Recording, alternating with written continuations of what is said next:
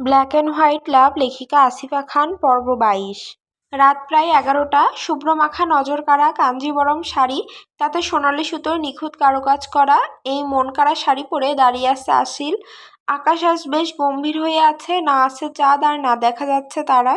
চারিদিকে চলছে মনোরম শীতল হাওয়া, সাথে দূর থেকে ভেসে আসছে মন মাতানো ফুলের ঘ্রাণ। ফাঁকা ছাদে রেলিং ধরে দাঁড়িয়ে আছে সে। এই সুন্দর মনোরম পরিবেশেও আসিলের মন খারাপ। না না, শুধু মন খারাপ নয়, মনের মধ্যে চলছে অজস্র অসহনীয় ব্যথা, যার সহ্য সীমানা পেরিয়ে যাচ্ছে। চোখের কোণ থেকে বেয়ে পড়ছে নোনা জল। চিৎকার করে বলতে চাইছে এমনটা না হলেও পারতো। ফ্ল্যাশব্যাক। বেল্ট দিয়ে হাত পা বাঁধা অবস্থায় বিশাল বিছানায় পড়ে আছে আসিল। মাঝে মধ্যে শরীর কেঁপে কেঁপে উঠছে, ফুঁপিয়ে কান্নার শব্দ বাড়ি খাচ্ছে বিশাল রুমের দেওয়ালে। ফারহাদ রুম থেকে বেরিয়ে যাওয়ার পর থেকেই আসিলের কান্না শুরু। মায়া হচ্ছে তার নিজের বিধাতার বিধানের উপর, রাগ হচ্ছে নিজের উপর, ভয় হচ্ছে তার ভালোবাসার মানুষটির উপর। তাচ্ছিল্যতা আর ধিক্কার জানাচ্ছে সে নিজের হৃদয়ের জন্য। আমি তো এমনটা চাইনি আমার রব, তাহলে আমার সাথে এমনটা কেন? আমার ভালোবাসা ভুল, নাকি আমি ভুল মানুষকে ভালোবেসেছি? ওরকম পাষাণ হৃদয়ের মানুষকে আমি কিভাবে ভালোবাসলাম, যে কিনা আমার হৃদয়কে প্রতিটা মুহূর্তে ক্ষতবিক্ষত করে যাচ্ছে, যার কালো হিংস্র মনে আমার জন্য একটুকু সহানুভূতি নেই। যখন কোনো অনুভূতি নেই, তাহলে সে কেন বারবার তার রক্তমাখা হাতে আমায় ছুঁয়ে দেয়? কেন আমার কাছে আসে? কেন? আমি আর পারছি না আল্লাহ, আমি ভীষণ ক্লান্ত। এরকম আরও বিভিন্ন ধরনের কথা বিড়বিড় করতে একটা সময় ঘুমিয়ে পড়ল, হারিয়ে গেল স্বপ্নের রাজ্যে। মাথায় হাত দিয়ে আয়ন বসে আছে সোফায়, পাশে তাকে শান্ত করতে ব্যস্ত আয়েশা। কলেজের আশেপাশে বাড়ির এরিয়া সহ সকল ক্লাসমেট ও চেনা জানা সব মানুষ সকলের কাছে আসিলের কথা জিজ্ঞেস করতে কেউই তার উত্তর দিতে পারল না। আয়নের অবস্থা পাগল প্রায়, মনটা কেমন আনচান করছে, কিছুই ভালো লাগছে না তার। আয়েশারও একই অবস্থা, চিন্তা হচ্ছে তারও। কিন্তু সে যদি ইমোশনাল হয়ে যায় তাহলে আয়নকে সামলানো মুশকিল হয়ে পড়বে। আয়েশা এবার আয়নের মুখমণ্ডল ধরে বৃদ্ধা আঙুল দ্বারা দুই গালে স্লাইড করতে করতে ধীর কণ্ঠে বলে, আয়ান প্লিজ আপনি শান্ত হন, আসিলকে আমরা পেয়ে যাব। এমন তো নয় যে আমরা তাকে খুঁজিনি, দেখবেন তাকে ঠিক খুঁজে বের করব। আপনি এত উত্তেজিত হবেন না প্লিজ। কিভাবে কিভাবে নিজেকে শান্ত রাখবো বলো? সমস্ত জায়গায় খুঁজলাম, বনুকে কোথাও তার চিহ্ন পর্যন্ত নেই। 6 ঘন্টা হতে চললো, না তাকে ফোনে পাওয়া যাচ্ছে আর না অন্য কোনো জায়গায়। আয়েশা তুমি কি জানো না আসিল কোথায়? আকুতি স্বরে বলে।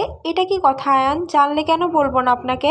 আমি আপনাকে আবারও বলছি, 10টা থেকে আমাদের একটা ইম্পর্টেন্ট ক্লাস ছিল, আর আসিলের রেডি হতে দেরি হচ্ছিল বলে সে আমাকে আগেই চলে যেতে বললো, আর আমিও চলে যাই। ব্রেক ছাড়াই পরপর 4টে ক্লাস করলাম, কিন্তু আসিলের আসার নামগন্ধ নেই। ফিফথ ক্লাস না করেই হোস্টেলে চলে আসি, কিন্তু অবাক করা এই যে আসিল হোস্টেলেও ছিল না। ভাবলাম ও হয়তো আপনার সাথে আছে, কিন্তু আমি সেখানেও ভুল। আসো, আমার ভীষণ টেনশন হচ্ছে। বনু এইভাবে না বলে কোথাও যায় না, অ্যাটলিস্ট ফোন করে জানিয়ে দেয় আমায়, কিন্তু আজ উফ মাথা চেপে ধরে। পুলিশ ফোর্সে এই মুহূর্তে আমায় সাহায্য করতে পারবে না, কারণ মিসিং টাইম এখনও অনেক কম। আয়েশা আয়নকে পরম আদরে জড়িয়ে ধরে নিজের সাথে তার মোলায়েম হাত বুলিয়ে দিতে থাকে আয়নের পিঠে, সান্ত্বনা দিতে থাকে। আয়নও তার গ্লান কপাল আয়েশার কাঁধে ঠেকায়, দুই হাতে আয়েশাকে জড়িয়ে ধরে ধীর ও অশান্ত কণ্ঠে বলে, আয়েশা দোয়া করো যেন আমি আমার কলেজার টুকরোকে তাড়াতাড়ি পেয়ে যাই। ও আমার জন্য মায়ের ছায়া, ওর কিছু হয়ে প্লিজ আয়ন এরকম কিছু বলবেন না, সব ঠিক হয়ে যাবে। তখন ঘড়িতে 5টা 15, বিকাল গড়িয়ে সন্ধ্যা নামছে, সূর্য ডুবি ডুবি অবস্থায়। আসিল ভ্রুকুচকে চোখ পিটপিট করছে, তার নাকে এসে ঠেকছে খুবই চেনা একটা সুঘ্রাণ। মনে হচ্ছে তার মাথায় কেউ হাত বুলিয়ে দিচ্ছে পরম আবেশে। আসিল খুব কষ্টে চোখ দুটি খোলার চেষ্টা করলো, চোখ খুলতেই দেখলো ফারহাদ তার দিকে ঝুঁকে আছে। আসিল ভয় পেয়ে তার মাথা পিছিয়ে দেয় কিছুটা পেছন দিকে। ফারহাদ আসিলের কাণ্ডে কিছুটা ঠোঁট কামড়িয়ে মুচকি হেসে আরও একটু ঝুঁকে পড়ে আসিলের দিকে, আস্তে করে জিজ্ঞাসা করে, এতক্ষণে ঘুম ভাঙলো তাহলে? তুমি কি জানো তুমি কতক্ষণ ঘুমিয়েছো? এত ঘুম কাতুরে তুমি? সেটা জানতাম না। আচ্ছা এবার ওঠো, ফ্রেশ হয়ে নাও। ফারহাদের কথাগুলি বলে উঠে যেতে নিলে আবার আসিলের দিকে ফিরে তাকায়। আসিল ভ্রুকুচকে তাকিয়ে আছে ফারহাদের দিকে। ফারহাদ একটু গলা কেশে বলল, এভাবে তাকিয়ে আছো কেন? এই তুমি আবার ঘুমানোর মতলব করছো না তো? করলেও তা ভুলে যাও, এবার ওঠো, ফ্রেশ হয়ে নাও কুইক। আসিল তাতেও কোনো রকম উত্তর দেয় না। সে তো ভ্রুকুচকে ভাবছে লোকটা কি ভুলে গেছে যে সে আজ সকালে কেমন বাজে ব্যবহার করেছে আমার সাথে, আর এখন এমন আচরণ করছে যেন সে কিছুই জানে না। আসিলের ভাবনার মাঝে ফারহাদ আবারও বলল, এই কি হলো, ওঠো, নাকি আমাকে কিছু করতে হবে? আসিল এবার একটু জোর গলায় বলল, আপনার মাথায় তো গেছে, সাথে সাথে চোখটাও গেছে নাকি? মানে? মানে কচু, হাত পা বাঁধা অবস্থায় কি করে উঠবো? চোখের ব্যবহার করুন, না হলে কোন দিন জং ধরে যাবে। গজগজ করতে করতে বলে। ফারহাদ তার পূর্ণ দৃষ্টি রাখে আসিলের উপর, হাত দুটি পিছন দিকে ঘুরিয়ে বাঁধা, তার পাও ঠিক যেমনটা সে বেঁধে রেখে গিয়েছিল। ফারহাদ তা দেখে দ্রুত বলে, ও আই হেল্প ইউ। ফারহাদ আসিলকে খুলে দেয়, ফ্রেশ হয়ে বেরাবে। আসিল কিছু না বলে খুব কষ্টে বিছানা থেকে নেমে দাঁড়ায়। এতক্ষণ হাত পা বাঁধা অবস্থায় থাকায় ভীষণ ব্যথা অনুভব হচ্ছে। ধীর পায়ে হেঁটে ওয়াশরুমে প্রবেশ করে। দরজা বন্ধ করে কোনো কিছু না ভেবে শাওয়ার চালিয়ে তার নিচে ধপ করে বসে পড়ে আর ফুঁপিয়ে কেঁদে ওঠে। চোখের পানি শাওয়ারের জলের সাথে মিশে যাচ্ছে। দুই হাত দিয়ে নিজের চুল মুঠো করে ধরে, মনের ভিতরে চিনচিনে ব্যথা অনুভব করছে সে। ফারহাদকে সে কিছুতেই বুঝে উঠতে পারছে না। প্রায় অনেকক্ষণ হতে চললো, কিন্তু আসিলের বেরোনোর নামই নেই। ফারহাদ ল্যাপটপ বিছানায় রেখে এগিয়ে ওয়াশরুমের দিকে। দরজা নক করে জোর আওয়াজে আসিলের উদ্দেশ্যে বলে, অ্যাঞ্জেল, ওয়াশরুমে আবার ঘুমিয়ে পড়লে নাকি? আর যদি পালানোর কথা ভেবে থাকো তাহলে তাড়াতাড়ি মাথা থেকে বের করে দাও, কারণ তোমার ওই শরীরে জানালা টপকানো অসম্ভব। ফারহাদের কথা শুনে আসিল রেগে আগুন হয়ে যায়। দ্রুতগতিতে শাওয়ার বন্ধ করে উঠে দাঁড়ায়। ঝটপট কাপড় চেঞ্জ করতে যাবে, কি তার মনে পড়লো সে তো নিজের সাথে কোনো কাপড়ই আনেনি। মাথায় যেন বজ্রপাত পড়লো আসিলের। ওয়াশরুমের দরজা একটু খুলে দেখে ফারহাদ বিছানায় বসে ফোন স্ক্রল করছে। কপালে যখন দুর্ভাগ্য লেখা যাচ্ছে, তখন সময়কে দোষ দিয়ে লাভ কি? বিড়বিড় করে বলে। আসিল ওয়াশরুমের ড্রেসিং কাভার্ড খুলে একটা বাথটব বের করে, কাপড় চেঞ্জ করে ফারহাদের বাথটব পরে নেয়। নেশাময় আসিলকে এখন অত্যাধিক মাত্রায় কিউট লাগছে। 4 ফুট 10 ইঞ্চি শরীরে 6 ফুট একজন মানুষের বাথটব কেমন হবে? আসিলের হাঁটু ছড়িয়ে বেশ খানিক নিচে নেমে গেছে বাথটব। গুটি গুটি পায়ে আসিল বেরিয়ে আসে। আসিলের আভাস পেয়ে ফারহাদ চোখ তুলে তাকায়, আর সঙ্গে সঙ্গে তার শিরদাঁড়া বেয়ে নেমে যায় এক শীতল শিহরণ। নেশা লেগে যাচ্ছে তার। হাঁ করে তাকিয়ে আছে আসিলের দিকে। ফোন পাশে রেখে উঠে দাঁড়ালো ফারহাদ। এদিকে আসিল তার বুকের কাছের বাথটব ধরে টানাটানি করছে। তার সর্বোচ্চ দিয়ে চেষ্টা করছে নিজেকে ভালোভাবে ঢেকে রাখার, কিন্তু ফারহাদের আগানো দেখে সে কিছুটা ভড়কে গিয়ে পিছিয়ে যায়। কাঁপা কাঁপা কণ্ঠে বলে, আপনি এভাবে এগোচ্ছেন কেন?" ফারহাদ থেমে যায়, অনেক কষ্টে নিজেকে সামলে কিছু বলতে নিলেই আসিল শক্ত গলায় বলে ওঠে, ফারিয়ার কাছ থেকে আমার কাপড় নিয়ে আসেন, বাড়ি যাব আমি। এখানে আর 1 মিনিটও থাকতে চাই না। এমনিতে অনেক দেরি হয়ে গেছে, ভাই আমাকে নিয়ে চিন্তা করছে। শেষের কথাটি একটু আস্তে করে চিন্তিত হয়ে বলে। ফারহাদ আসিলের কথায় কোনো উত্তর না দিয়ে আসিলের হাত টেনে তাকে তার ড্রেসিং টেবিলের সামনে বসায়। হেয়ার ড্রায়ার অন করে আসিলের জবজবে ভিজা চুল সুন্দর করে শুকিয়ে দেয়। আসিল তো বোকা বনে গেছে, বিস্মিত নয়নে তাকিয়ে আছে ফারহাদের দিকে। চুল শুকিয়ে গেলে ফারহাদ আসিলের কালো লম্বা কেশ পরম যত্নে আশ্রয় দিতে দিতে শান্ত গলায় বলে, বাড়ি যাওয়ার কথা নিজের এই ছোট্ট মাথা থেকে ঝেড়ে ফেলো, কারণ তোমার এই আশা এখন তো পূরণ হচ্ছে না। আসিল কিছু বলতে নিলেই ফারহাদ তাকে ধমক দিয়ে চুপ করিয়ে দেয়। বিছানায় বসিয়ে দিয়ে খাবারের প্লেটটা আসিলের সামনে রেখে 1 চামচ ভেজ ফ্রাইড রাইস আসিলের মুখের সামনে ধরে। আসিল শব্দ করার জন্য মুখ খুলতেই চামচ তার মুখে ঢুকিয়ে দেয়। ভালো মতো খেয়ে নাও, না হলে আমায় অন্য কোনো পদ্ধতি অবলম্বন করতে হবে। আসিলকে খাওয়ানো শেষ হলে ফারহাদ ওয়াশরুমে ঢুকে হাত ধুয়ে এসে দেখে আসিল তার বাথটব ধরে টানাটানি করছে। আসিলের বাচ্চামি দেখে ফারহাদ মুচকি হাসলো। আসিলের সামনে দাঁড়িয়ে দুষ্টু হেসে বলল, যা দেখার আমি দেখে নিয়েছি, তাই এরকম টানাটানি করো না, না হলে এখনই খুলে যাবে। অসভ্য মার্কা লোক। আসিল এবার ফারহাদের সামনে দাঁড়িয়ে কাটকাট গলায় বলে, কি চাই আপনার? চাই তো অনেক কিছুই, যাই হোক একটু পর ফারিয়া আসবে কাপড় নিয়ে। সে যেভাবে যা পরাবে চুপচাপ তাই পরবে, কোনো রকম তেড়ামি করবে না, না হলে তুমি আমায় খুব ভালো করে চেনো। ফারিয়া আসবে কাপড় নিয়ে মানে কি ফারাদ? আমি তো কিছুই বুঝতে পারছি না। তোমার বুঝতে হবেও না, শুধু মনে রেখো তোমার জন্য একটা বিশাল বড় সারপ্রাইজ আছে। আমি যাই, আর কিছুক্ষণ এখানে থাকলে কোনো অঘটন ঘটে যেতে পারে। ফারাদ বেরিয়ে যায় রুম থেকে। আসিল তো হাঁ করে তাকিয়ে আছে ফারাদের যাওয়ার দিকে। তার তো এখন থেকেই ভয়ে হাত পা কাঁপছে। সারপ্রাইজ শব্দটি আসিলের মনে ঝড় সৃষ্টি করেছে। ফারাদের সারপ্রাইজ মানেই কাউকে দুনিয়া ছাড়া করা। আসিলের ভাবনা চিন্তার মাঝেই আগমন ঘটল ফারিয়ার। আসিলের দিকে তাকিয়ে দাঁত বের করে বলল, ভাবি, শরীর কেমন লাগছে এখন? ভাবি শব্দটি শুনে লাফ দিয়ে উঠল আসিল। এদিক ওদিক সেদিক দেখে আবার পেছন দিকে তাকিয়ে উদ্বিগ্ন হয়ে বলল, কোথায় কোথায় তোমার ভাবি? ফারিয়া হাহি করে হেসে উঠল আসিলের কাণ্ডে।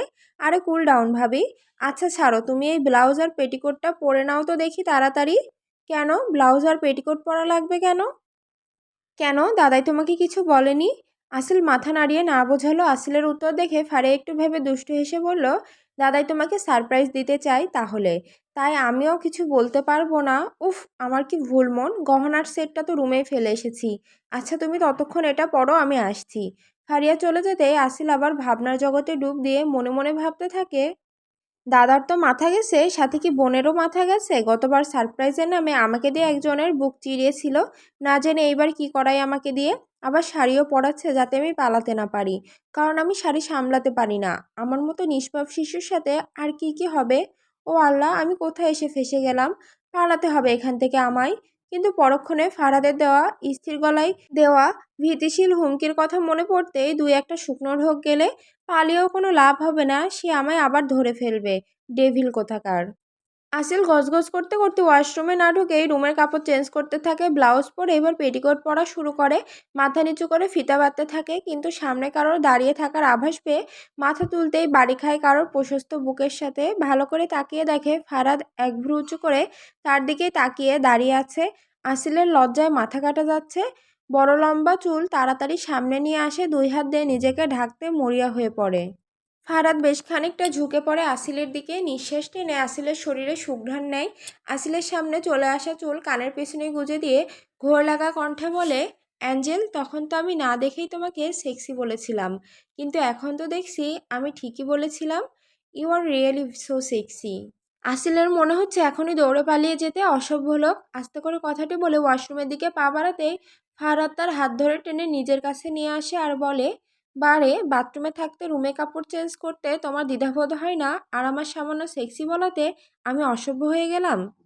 হাত ছাড়ুন, আমি ওয়াশরুমে যাচ্ছি। না, সেটা আর হচ্ছে না, যা করার এবার এখানেই করতে হবে। এরই মধ্যে ফারিয়া তিনটা গহনার বাক্স নিয়ে হাজির হয় রুমে। ফারাদ আরসিলকে কাছাকাছি দেখে একটু জোরে গলা খাকানি দেয়। ফারিয়াকে দেখে ফারাদ কিছুটা অপ্রস্তুত হয়ে পড়ে। এদিক ওদিক দেখে টেবিল থেকে ফোন হাতে নিয়ে গম্ভীর স্বরে ফারিয়ার উদ্দেশ্যে বলে, নক করে আসবি না? যাই হোক, আমি ফোন নিতে এসেছিলাম, আর যা করার তাড়াতাড়ি কর, আমি যাই। আমি তো তোমাকে কিছুই জিজ্ঞাসা করিনি দাদাই, হি হি হি। আচ্ছা, তুমি কিছু বলনি আসিলকে? সারপ্রাইজ মুখে বলে দিলে কি সেটা আর সারপ্রাইজ থাকে? বলে বেরিয়ে যায় ফারাদ। আসিল ফারিয়াকে সারপ্রাইজ সম্বন্ধে জিজ্ঞেস করলে সে তাও বলতে পুরোপুরি নাকচ করে দেয়। ফারিয়া আসিলকে সুন্দর করে শাড়ি পরিয়ে দেয়, হাতের কানের গলায় সমস্ত জুয়েলারি পরিয়ে দেয়, চুল সুন্দর করে বেঁধে ব্রাইডাল মাংটিকা পরিয়ে তার উপর শাড়ির সাথে ম্যাচ সাদা স্টোন ব্রাইডাল দোপাট্টা পরিয়ে দেয়। মুখে একদম অল্প মেকআপ, আইলানা, গাঢ় মোটা কাজল, হালকা পিঙ্ক লিপস্টিক। ফারিয়ার সাজানো দেখে আসিল ভীষণ অবাক হচ্ছে, আশ্চর্য চোখে তাকিয়ে আছে সে আয়নার দিকে। তার প্রতিচ্ছবি দেখছে, পা থেকে মাথা পর্যন্ত তাকে ভীষণ রকম সুন্দর লাগছে, অত্যাধিক মাত্রায় কিউট, মায়াবী, রমণীয়, চমৎকার লাগছে, একদম বউয়ের মতো। নিজের তারিফ নিজেই করতে ব্যস্ত হচ্ছে আসিল। ফারিয়া আসিলের গালে চুমু দিয়ে বেরিয়ে গেল। আসিলের মাথায় কিছুই ঢুকছে না, এক গোলক ধাঁধায় ফেসে আছে সে। ফারিয়া তাকে এরকম কেন সাজিয়েছে? হঠাৎ আসিল আয়নায় দেখে ফারাদ তার একদম পেছন ঘেঁষে দাঁড়িয়ে আছে, চোখে তার ঘোর লেগে আছে, তার গরম নিঃশ্বাস আসিলের মাথায় এসে পড়ছে। ফারাদ আসিলকে টান দিয়ে নিজের সামনে দাঁড় করালো, নিজের চোখ তার সামনে রমণের মুখশ্রীতে ঘুরিয়ে মনে মনে আওড়ালো, এত সুন্দরও কেউ হয়? I can not wait angel. ব্যাস, আর কিছুক্ষণ পরেই তুমি আমার ওয়াইফ হয়ে যাবে, শুধু এই ফারাদের। আসিল এবার ফারাদের হাত টেনে সরিয়ে দিয়ে কিছুটা সরে দাঁড়ালো, জোরে জোরে নিঃশ্বাস নিয়ে দাঁতে দাঁত পিষে রাগান্বিত স্বরে বলে ওঠে, কি হচ্ছেটা কি mister Farad? Can you explain me? কি চাইছেন আপনি? সারাদিন নিজের কাছে আটকে রেখে কি প্রমাণ করতে চাইছেন? আর আর এই সব কি পড়িয়েছেন আমায়? দেখেন, আমার কোনো সারপ্রাইজ তাই না, আমি যেতে চাই এখান থেকে, ব্যাস। ওরে বাবা, একসাথে এত প্রশ্ন, তো কোন প্রশ্নের উত্তর আগে দিব? আর রইল এখান থেকে যাওয়ার কথা, সেটা আমি তোমায় আগেই বলেছি যে বাড়ি ফিরে যাওয়ার কথা নিজের মাথা থেকে ঝেড়ে ফেলতে। আসিল এগিয়ে এসে ফারাদের মুখোমুখি দাঁড়ায়, কান্না আটকে ধরা গলায় বলে, কি চান আপনি? অধিকার। ফারাদ দুই পকেটে হাত ঢুকিয়ে আসিলের দিকে তাকিয়ে গম্ভীর স্বরে বলে, একটু পর ডিয়ার আর বোন এসে তোমাকে নিচে নিয়ে যাবে। নিচে গিয়ে কোনো ধরনের ঘাটতারামি করবে না, যা বলতে বলবে সেটা করতে বলবে তাই করবে, এবং বলবে যেটা হবে চুপচাপ সেটা হতে দেবে, হ্যাঁতে হ্যাঁ মেলাবে। আর যদি আমার কথার অবাধ্য হও তাহলে? তাহলে কি? তাহলে তোমার অবাধ্যকতার প্রায়শ্চিত্ত তোমার একমাত্র প্রাণের ভাইকে করতে হবে। তোমার একটা ভুল সব কিছু শেষ করে দিতে পারে। নিজের প্রিয় মানুষদেরকে বেঁচে থাকতে দেখতে চাইলে আমি যা বলবো তাই করতে হবে, না হলে তুমি আমায় খুব ভালো করে চেনো, মানুষটা আমি খুব একটা ভালো না, ডাইরেক্ট খারাপই বলতে পারো। ফারাদের কথায় আসিলের অন্তর মোচড় দিয়ে উঠল। ফারাদের শান্ত গলায় থ্রেট, আর সেই থ্রেটের মানে আসিল খুব ভালো করেই বুঝতে পেরেছে তার একটা ভুল এর সাথে তার ভাইয়ের জীবন জড়িয়ে আছে। এখান থেকে পালানোর কোনো পথ আসিল দেখতে পাচ্ছে না। যখন সে ফারিয়ার সাথে বেলকনিতে দাঁড়িয়েছিল তখন সে লক্ষ্য করেছিল যে বাড়ির চারিপাশে গার্ডদের ছড়াছড়ি। সে পালিয়েও গেলেও তাকে খুব সহজেই ফারাদ ধরে ফেলবে। কিন্তু ফারাদ এরকম কেন করছে? ফারাদের চায় কি তার কাছ থেকে? আসিল ধপ করে বসে পড়ে বিছানায়। বাকশক্তি হারিয়ে ফেলেছে সে, নিজেকে ভীষণ অসহায় মনে হচ্ছে। আয়নের কথা ভেবেই তার কষ্টের পরিমাণ তির করে বাড়ছে। মা আব্বুর পর বেঁচে থাকার শেষ অবলম্বন আয়ান। সে আয়নকে কিছুই হতে দেবে না, কিছুতেই না। আপনি আমার ভাইকে কিছু করবেন না ফারহাদ। ফারহাদ কিছু বলে না, ফ্রেশ হতে ওয়াশরুমে ঢুকে যায়। লম্বা আর হট শাওয়ার নিয়ে বেশ কিছুক্ষণ পর বেরিয়ে আসে। ব্ল্যাক শার্ট প্যান্ট পরে টাওয়াল দিয়ে মাথা মুছতে মুছতে ড্রেসিং টেবিলের দিকে এগোতেই দরজায় টোকা পড়ে। ফারহাদ দরজা খুলতে দেখে রেজওয়ান 32 পাটি দাঁত বের করে দাঁড়িয়ে আছে। ফারহাদ কিছু বলার আগেই রেজওয়ান বলে উঠল, ভাই আর কতক্ষণ লাগবে? নিচে সবাই ওয়েট করছে তোমাদের জন্য। আই অ্যাম রেডি, চল। রেজন ফারাদকে মাথা থেকে পা পর্যন্ত দেখে নাক সিটকে বলল, ভাই are you loss your brain? সেটার বলতে? আসিল মনে মনে বলে, হোয়াট? ভাই আজ একটা বিশেষ দিন, রং না বদলালেও অন্তত ড্রেসটা চেঞ্জ করতেই পারো। ফারাদ কিছুক্ষণ চুপ থেকে দুটো শ্বাস ফেলে ওয়ার্ড্রোব থেকে কাপড় নিয়ে বাথরুমে যেতে যেতে বলে, তুই যা, আমি আসছি। আসিল তো আবারও ভয়ানক ভাবনায় ডুব দিল। রিজওয়ানের বলা কথা তার কানে বাজছে। বিশেষ দিন? আজ এমন কি আছে যে সেই ছেলেটাই এই কথা বলল, আবার নিচে যাওয়ার কথাও বলল, আবার আমাকে এরা কিছু করে? না না, আর কিছু ভাবতে পারছি না। 15 মিনিট পর ফারহাদ বেরিয়ে আসে। প্লেন ব্ল্যাক পাঞ্জাবির সাথে অ্যাঙ্কেল লেন্থ প্যান্ট পরেছে সে। হাতা গোটাতে গোটাতে আয়নার সামনে এসে দাঁড়ায়। হ্যান্ডসাম, ড্রেসিং, হট, সব একসাথে লাগছে ফারহাদকে। এদিকে আসিল ভাবনা থেকে বেরিয়ে হাঁ করে তাকিয়ে আছে ফারহাদের দিকে। হ্যাঁ, সে তার জীবনের প্রথম ক্রাশ নামক বাস আজ খেয়েছে। চুল ঠিক করে ফারহাদ আসিলের সামনে এসে দাঁড়ায়। দেখা শেষ হয়েছে নাকি আরও বাকি আছে? আসিল কিছুটা থমথমে খেয়ে যায়। এদিক সেদিক তাকিয়ে নিজেকে শান্ত করে। ফারহাদ আসিলের দিকে তাকিয়ে বাঁকা হাসলো। ড্রয়ার থেকে তার গান বের করে 6টা বুলেট বন্দুকে ভরে দেয়। আসিল এবার রীতিমতো ঘামতে শুরু করেছে।